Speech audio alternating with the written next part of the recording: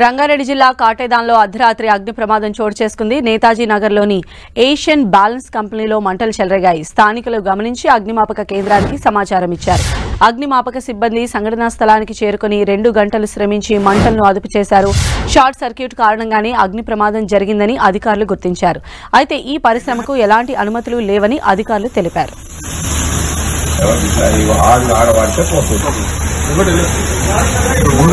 మీరైతే మా పని కదా ఇది.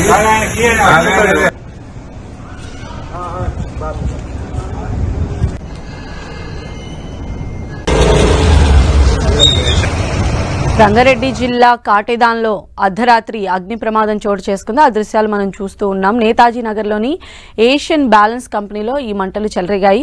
అయితే స్థానికులు వెంటనే ఆ మంటలను గమనించి అగ్నిమాపక కేంద్రానికి సమాచారం ఇచ్చారు.